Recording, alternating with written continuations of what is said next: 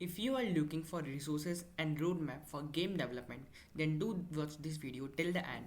In this video, I have invited Pranoy Chatterjee, who is a game developer, freelancer, and an instructor. He will be sharing about his journey of learning game development, some tips and resources for you to get started in game development. So make sure you watch till the end. Let's get started.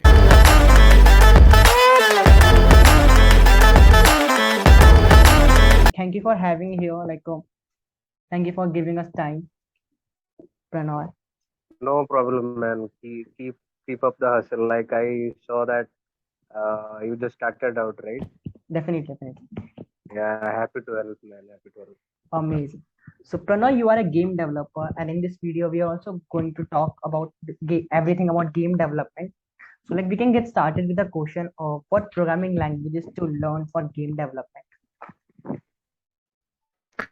Okay, so like there are variable answers for this, I think. And firstly, the whole thing said in this meeting is obviously my opinion.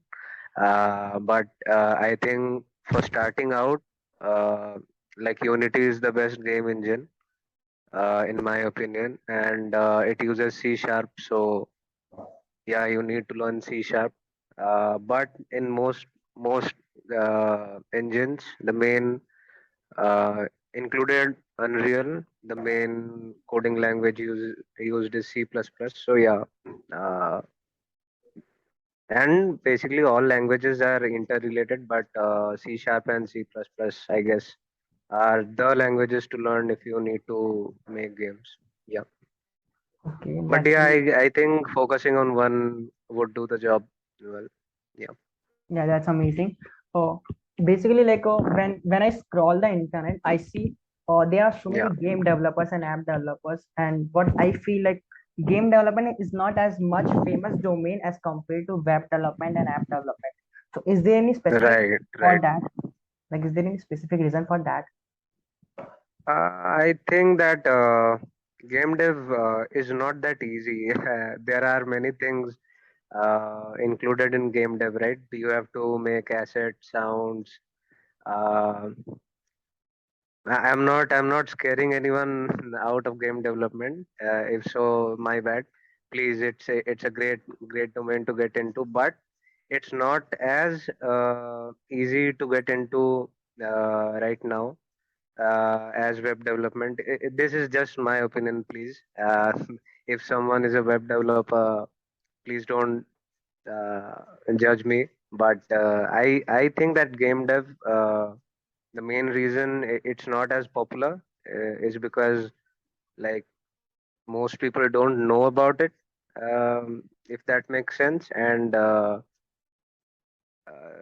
the level of entry is a bit higher than things like web dev and all. Yeah. Yeah. So, according to you, what are the career opportunities in game development?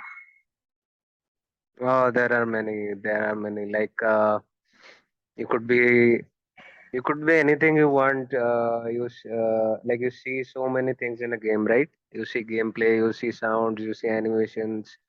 So you Yes. could be an animator, you could be a composer for a game, you could be like a level designer. You could be anything basically. There are many career opportunities. You could be a programmer.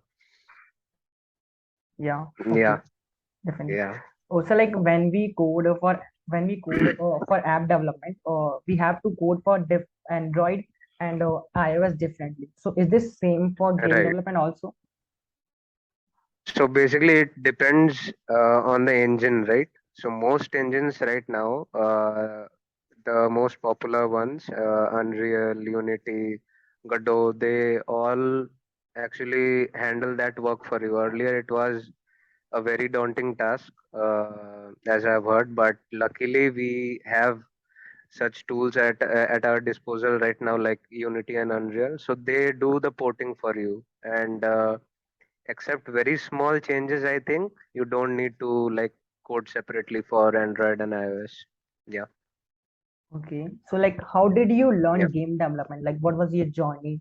And would you recommend some resources and a proper roadmap to follow for learning game development? Sure, sure. So, excuse me. So, firstly, when I started game development was even more inaccessible back then. Before the Geo days, before the good old Geo days, we didn't have internet at that time. So I started learning with a very simple engine called Stencil. It was a like drag and drop engine. You basically didn't need to write any code. You just dragged and dropped something like Scratch. Yeah, You know about Scratch? definitely. Yeah, Scratch, Yeah, yeah, block yeah. coding. So yeah, block coding. Yeah. So it was basically Scratch, but you could make a bit more than Scratch and only HTML5 games. So yeah, I really like that. I was very interested in games like since I was very young, and I know it sounds very cliche, but you need to love games if you need to make games, right? Definitely. So yeah, so after that, uh, when I understood that it's a bit limiting, just HTML5 games, I luckily switched to the best engine right now, in my opinion, Unity. And the resources that I followed, I guess, are some brackies tutorials. Obviously, if someone is starting out in Unity, I'm 100% sure you know brackies is, Yeah. and yeah, and just start small. My only advice would be like start small, start very small. If you think of making PUBG when you start, you're very wrong. Like start with something very small, follow the Unity official resources like the rollerball tutorials and all. And whenever you get stuck, just like everything that you need to know is in the internet, right? You just need to develop your Google foo skills. That's all. And Unity forums are a great place for answers, so you could find everything there. Just keep making games. That's it. Keep making small games, and uh, you'd eventually get there. Yeah, Okay, definitely that tutorials are really helpful. So basically, then yeah. जब हम game development शुरू करते हैं सीखना, we started with HTML, Huh. CSS, and we started building landing pages and some basic web apps. So, Right, and it's right, really important. Like when I started learning to code, I started with building big websites, and that was a mistake that I did. right. Yeah, I, and I also yeah, feeling demotivated, and I switched to YouTube tutorials and all. That didn't work for me. So like yeah. yeah, in game development, a beginner, what kind of games should start with? Like, Like it depends on you. I think because like something very simple, like for example, Pong, yeah, Snake, uh, something like Rollerball or something like something which you can play, which you can show your friends as a game, but just complete it. Just make the smallest thing you can think of. You can control something, you can control a character, something you can call a game. Okay, this is a game. I can show to my friends, I can show to my family. Don't, the first thing I say to everyone is don't overscope until you know how to build the thing, right? If you don't know how to build the thing, don't start uh, like big. Think small, take baby steps, and eventually, like you will get there. You and to anyone listening, thinking that I'm demotivating them, I'll be the happiest if you make something like PUBG. But you can't make PUBG as your first game. Is what I'm saying. definitely. Yeah, you have to Yeah, start with yeah, small and then take small right. steps. Definitely. Yeah, yeah. So how do you build a better portfolio for game development? Like you are also a freelancer, you have some experience of getting the clients and freelance. Okay, so some backstory about me. I've been making games for about 5.5 or 6 years now. So I started early, and at that time, the main thing was I just made games for fun. I think that's what really helped. Didn't think about the money. I didn't think about anything else, like how much would I make? Would it be a viable career option or something like that? I just kept making things that looked interesting and like put them inside a game. So, for example, like I'm playing a game like Doom or something, and I saw, okay, so 2D sprites in a 3D world looks cool. So I jumped in Unity and tried making something like that. Just getting inspired from seeing other things, and slowly, slowly, I started learning the engine. I got hold of basic scripting and all. Then I got an internship opportunity at Gameon. I guess you've heard about Gameon, right? Yeah, definitely. Nikhil, yeah, Nikhil Malankar. So uh, he like really helped me out in my game dev journey. Like Gameon gave me the base. Nikhil sir gave me the base, which I desperately needed for moving forward. I worked with Gameon for about 8 or 9 months because I had to leave. I was still in college at that time, and they needed me to come to office. So sadly, I couldn't continue over there. After that, I started freelancing. But yes, if Nikhil sir is watching, sir, thank you again. And if like uh, like at that time too, I didn't think about money and all that much. And it was my second year of college, so I had to get thinking a bit about getting a job or something. But I didn't focus on it that much.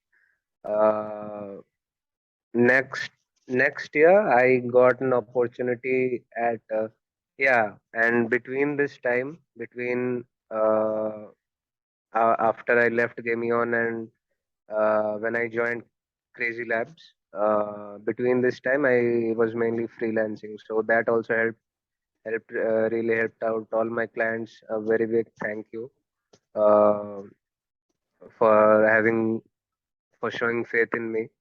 And after that, I've joined Crazy Labs, one of the leading hyper casual game publishers. And so, yeah, I basically work with them right now too. And I'm an instructor at a place in Kolkata called Equal Intuit Labs. So, yeah. Hey, if you guys, anyone need to learn game dev from me, I don't know why.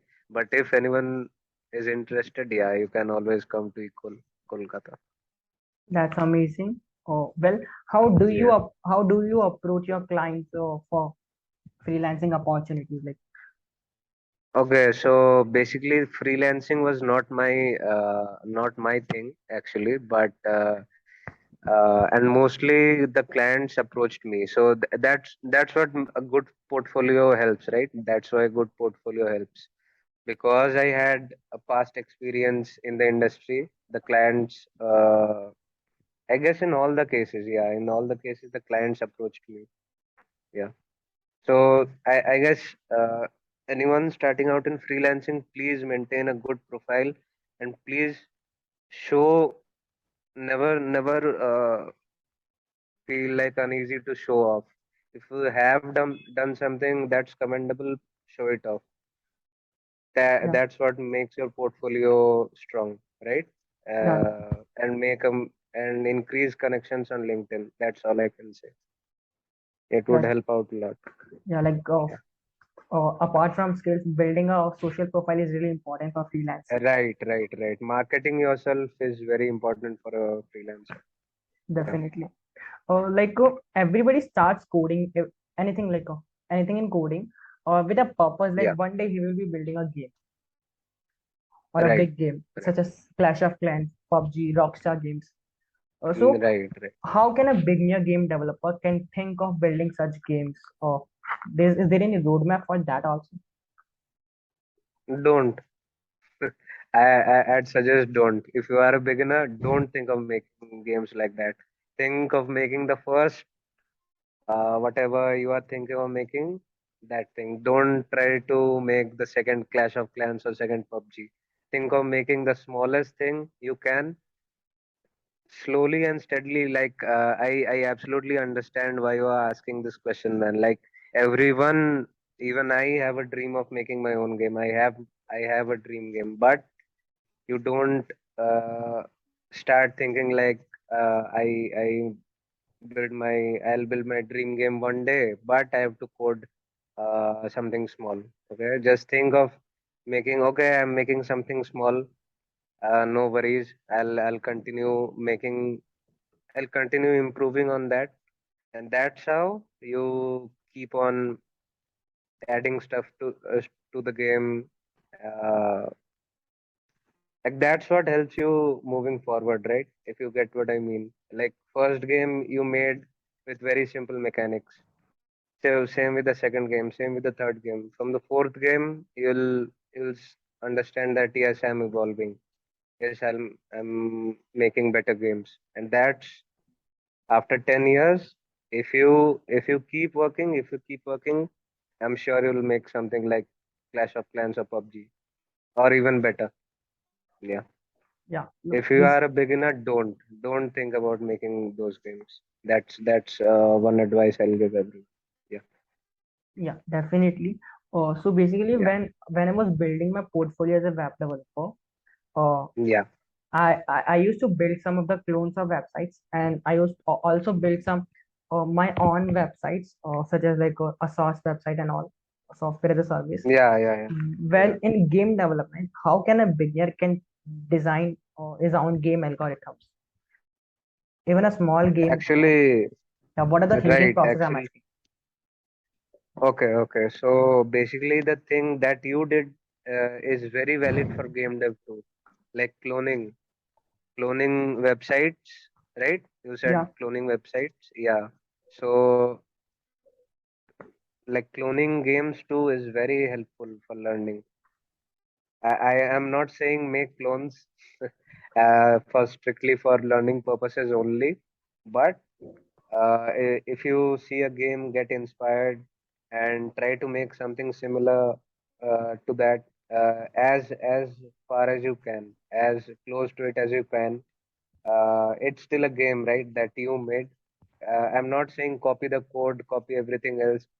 Or you know what? You can copy the code, just understand it, just know what everything does. You can make clones, but like it's a part of the learning process. Yeah, definitely. That's really helpful. yeah, yeah. Uh, That is it for today, guys. We'll meet on the next episode. Till now, stay safe. Bye bye.